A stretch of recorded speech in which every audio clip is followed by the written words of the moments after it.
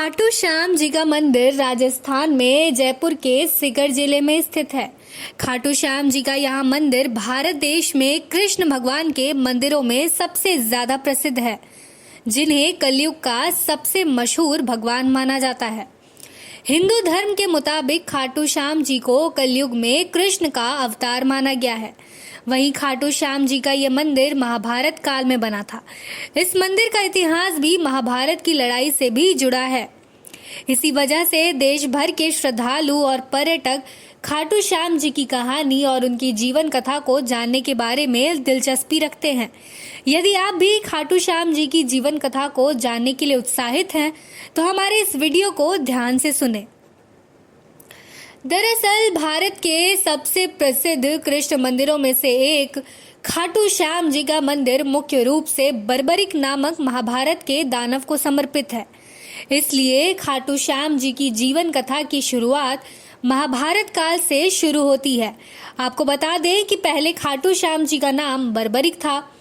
वे बलवान गदाधारी भीम और नागकन्या मौरवी के पुत्र थे। बचपन से ही उनमें वीर योद्धा बनने के सभी गुण थे। उन्होंने युद्ध करने की कला अपनी माँ और श्री कृष्ण से सीखी थी। उन्होंने भगवान शिव की घोर तपस्या करके 3 बाण प्राप्त किए थे। ये तीनों बाण उन्हें तीनों लोकों में विजयी बनाने के लिए काफी थे। एक बार जब उन्हें पता चला कि कौरवों और पांडवों के बीच युद्ध होने वाला है, तो उन्होंने भी युद्ध में शामिल होने की इच्छा जताई थी। इसके लिए जब वे अपने माँ के पास आशीर्वाद लेने पहुंचे, तो उन्होंने हारे हुए पक्ष की ओर से युद्ध लड़ने का वचन दिया। जब उन्हें बर्बरी के इस वचन का पता चला, तो वे ब्राह्मण का रूप धारण कर उनका मजाक उड़ाने लगे और कहने लगे कि वे 3 बार से क्या युद्ध लड़ेंगे। तब बर्बरिक ने कहा कि उनका एक बाण ही शत्रु सेना को मारने के लिए काफी है। ऐसे में अगर उन्होंने तीनों तीरों का इस्तेमाल किया तो ब्रह्मांड का विनाश हो जाएगा। यह जानकर भगवान श्री कृष्ण ने बर्बरिक को चुनौती दी कि पीपल के इन सभी पत्तों को वेद कर बताओ। बर्बरिक ने चुनौती स्वीकार की। उनकी परीक्षा लेने के लिए श्री कृष्ण ने एक पत्ती अपने पैरों के नीचे दबा ली। बर्बरिक ने एक बार से सभी पत्तियों पर निशान कर दिए और श्री कृष्ण के पैरों के पास चक्कर लगाने लगे और श्री कृष्ण से कहा कि एक पत्ता आपके पैर के नीचे दबा हुआ है, अपने पैर हटा लीजिए, वरना आपके पैरों पर चोट लग जाएगी।